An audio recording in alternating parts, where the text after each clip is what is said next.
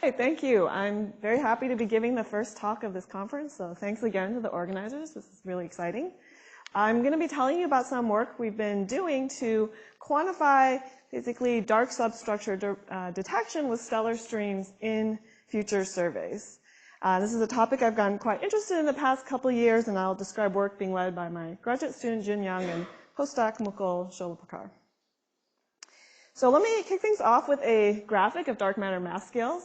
Turns out every other time I gave this talk, gave a talk with mass scales, it was dark matter particle mass. So I'm excited to be talking about structure mass today. And roughly in historical order, we have well-known galaxies and clusters that led to the discovery of dark matter. We have now decades of measurements of dark matter on much larger scales, large-scale structure, and the measurement of the cosmic dark matter abundance. And more recently, we've started to see dark matter structure being measured on smaller scales and also being used to probe its particle physics. So this includes things like satellite galaxies of the Milky Way, a few decades lower in mass. These still host stars and have been used recently to place constraints on free streaming of dark matter, for instance. And so looking forward, I think a really exciting direction is to probe even lower in mass, about 10 to the 6th solar mass, for completely dark subhalos. So these ought to exist in lambda CDM. We want to find them through gravitational effects, for instance. We want to see what they could reveal. For instance, they might not look exactly like those of CDM. They might be somewhat more compact. So there are theories that propose through dark matter interactions that they're much more compact, much more spiky. There are also potential theories that propose there are far fewer subhalos due to, say, free streaming or self-interactions. So if we could really probe these subhalos, what would we learn about particle physics? So let me just throw out a few numbers. Probing these would probe warm dark matter at scales of 10 to 20 keV. Warm dark matter I view as a kind of catch-all for free streaming, and in specific models, this might vary quite a lot. So a model that's been near and dear to me is freeze-in through a hidden photon. So for that particular model, you'd be probing at the mass scale of 30 to 80 keV, very complementary to direct detection probes. There's also fuzzy dark matter at the mass scale of 10 to the minus 20 eV. You can also probe, again, as I mentioned, dark matter interactions like self-interactions or other non-gravitational interactions. So I think this is a really exciting area, and stellar streams in particular are one promising probe of these really low mass subhalos. We're in an era of data for stellar streams. This is actually not even a complete graphic, but it just shows you how much data there is. So it shows all the intricate structures around the Milky Way, or a fraction of them, each of these being formed through the tidal stripping of stars from some cluster or dwarf galaxy. I'll highlight one of these, GD1, which is kind of a poster child as being used for searches for dark matter subhalos. But really the point is that we have a wealth of data now, and each of these stellar streams, they're very interesting in studying their own right, and they can also be used to probe these low mass subhalos. So there's a long history of studying this, and let me give a kind of cartoon of the effects of a dark matter subhalo on this stream. So we have our cluster orbiting in the Milky Way. So as it's losing stars, some will go ahead, some will go behind, leading to these tails. Let's have a dark matter subhalo passing through with some impact parameter b and some relative velocity. So for the stars near this dark matter subhalo, or at the point of closest approach, this will induce a velocity kick through gravitational effects on those stars. And the velocity kick is proportional to the mass of that subhalo. And plugging in typical numbers for CDM subhalos, what we get are velocity kicks on the order of a kilometer per second or lower. Due to that velocity kick, those stars will also get a position deflection over time due to as it's orbiting, and this leads to angular deflections on the sky of a fraction of a degree or even smaller. So while these are small numbers, they're also very compelling numbers for the next generation of surveys. So I wanted to show a little movie of the impact of a dark matter subhalo on a stellar stream. to illustrate that. In the first part of the movie, you basically just see the stream being formed. So as the cluster is moving around, the stream is lengthening. The right shows the position on the sky and the velocity that you see. And very soon, just in time, there was a subhalo that passed through. And it starts to induce these kicks, which wiggle as we go in time. And then the final snapshot shows you what we would see on the sky today. So again, going back to the top, this is just position of stars on the sky. You would see an underdensity or a gap in the stream near where the impact happened. If you look close to the gap, you also see that stars were kind of deflected off the track. So that's a kind of angular deflection. And then if you can measure the velocities of these stars, then you get this very characteristic velocity perturbation in the stars. So these are really interesting features to look for. They have been searched for already in existing data. So as I mentioned, GD1 as a kind of poster child. There was this very interesting study looking at GD1 with pointing out these features here. Again, this gap and deflection of stars off the track. So this is really exciting, and the same paper showed that you could model it with a dark, compact perturber. There are also other explanations, including Sagittarius dwarf for progenitor dynamics. I'll also mention briefly that you can also look at the statistics of the stream instead of individual features and try to model that. So there was this paper pointing out an excess in the power density spectrum, density power spectrum, and claiming that it was consistent with perturbations from CDM. So this is all very interesting, and we look forward to the next generation of data to really probe all these effects. So the question, indeed, is what will we learn? What can we learn from future surveys? And that's the focus of our work recently. So some of the questions I'll pose and try to address. What is the minimum dark matter subhalo mass detectable in the near future? What can we learn about the properties of any individual impact, such as the particular subhalo mass, particular time of impact, particular velocity, and so on? And given that there's now this wealth of streams and many more to be expected with LSST Rubin, which of these streams provide the most promising probes of the lowest mass subhalos? And then collectively, how do we use all this information together and ask how many impacts are observable? So the work that's being led by my graduate student is to develop forecasts to answer these questions, looking at how well we can measure subhalo mass based on stream properties such as the density, the thickness, and its distance from us. So first, let me give a qualitative view of what these impacts would look like with the future data quality, and then I'll show you the results of our forecasts. So this is an example of an impact that happened in a stream with 10 to the 7 solar mass, and it's a direct impact, meaning you just pass through the stream. And this is kind of today's resolution for this stream in terms of number density and the angular position on the sky. So if you squint closely, you can see that there's a slight bump here, and there's a slight gap here, but it's really hard to see. All right, so that's what that would look like with, say, 10-year Rubin LSST data. This gap becomes much more noticeable. And similarly, the transverse deflection of the stars also becomes much more noticeable, and we could get a much clearer view on these perturbations. Right, and so here you also see the orange line is the model for this particular impact that happened, and that's ideally what we would want to fit to these types of perturbations that we see. The other major type of information we'll get about these subhalo impacts is line of sight velocities. So here I'm considering the foremost spectroscopic survey, which is imminently coming. And that's trying to aim for 1 to 2 kilometers per second resolution in these velocities.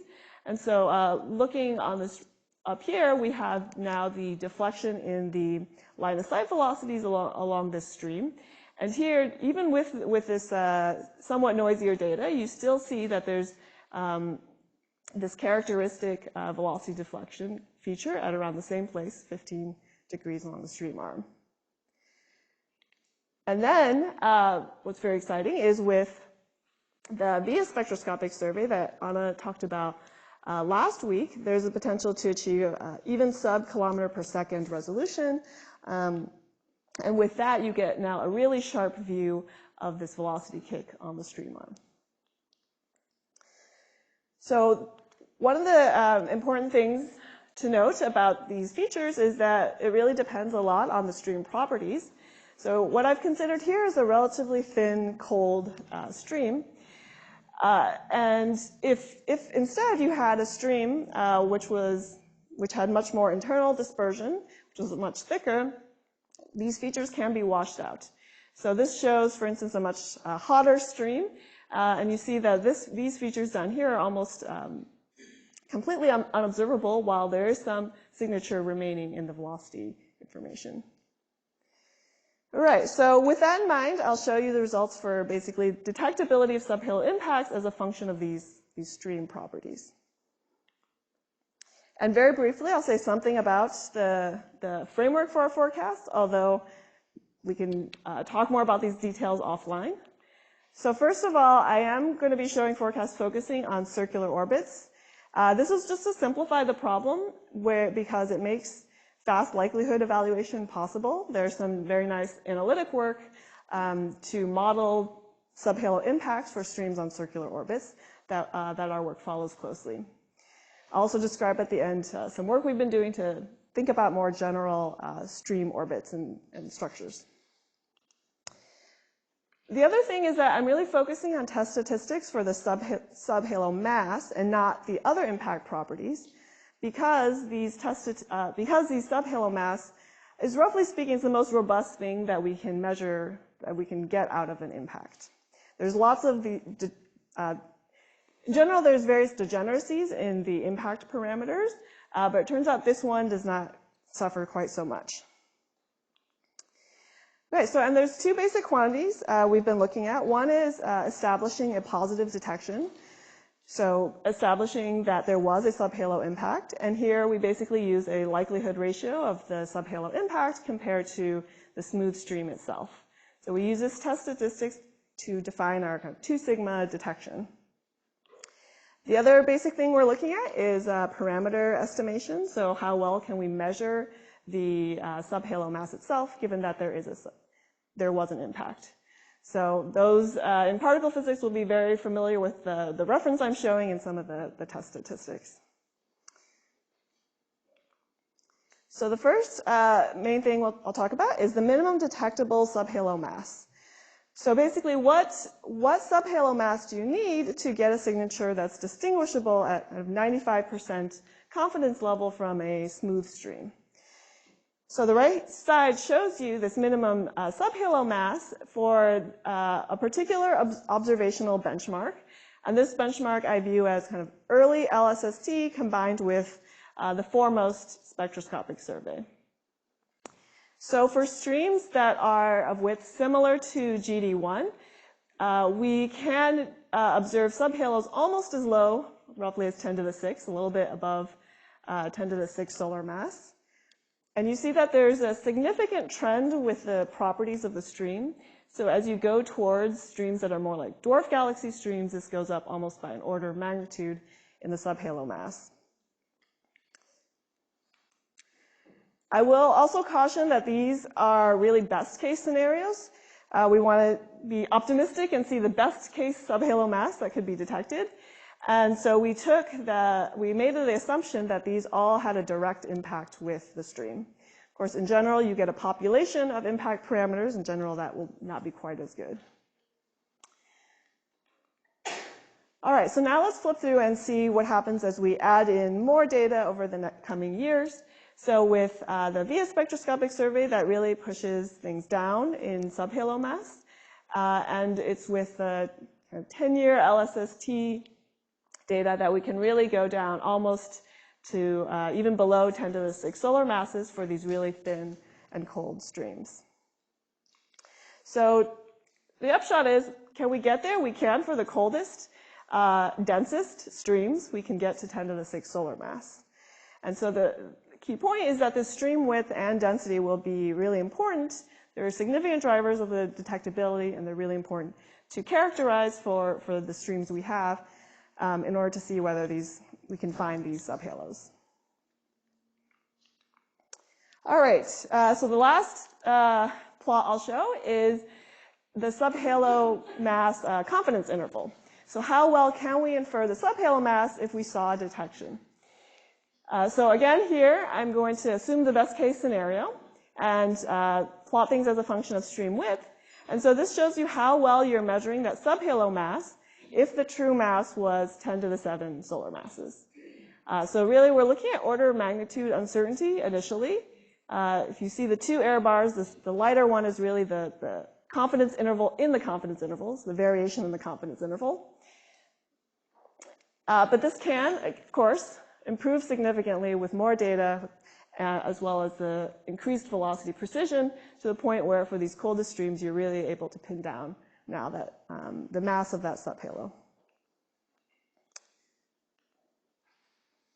And I focused mainly on subhalo mass, but this approach does generalize to other subhalo properties. So we're very interested in thinking about detectability beyond CDM subhalos.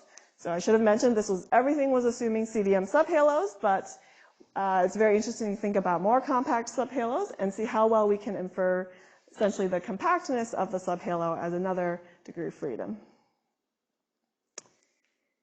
And going forward, start wrapping up, we want to think about what population of subhalo impacts is observable in all the streams in the Milky Way as a whole. That's a really exciting direction because then you can really start to do population statistics of these subhalos and compare with CDM versus BSM models.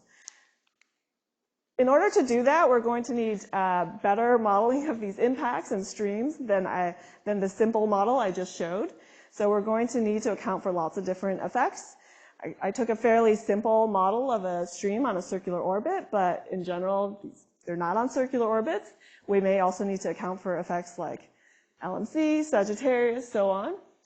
In order to make this computationally feasible, there's been a lot of work towards that. So I'll describe very briefly, I'll describe some of the work we've been doing is to use simulation-based inference to try to, as a method to speed up these likelihood evaluations. So basically doing simulations of the streams and directly inferring the posteriors from those. So this is work by an undergraduate, Bhavya, in my group. All right, so I think I'm doing great on time. Here are my 3 takeaways.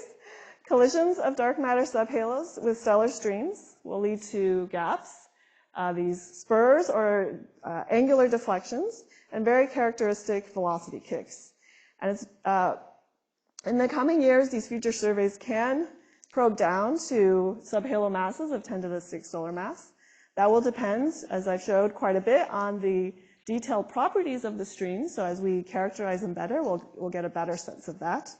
And going forward, it's really exciting to think about what kinds of particle physics, what type of particle physics and astrophysics we can do with the dark subhalos that we've detected. That's it. Thank you.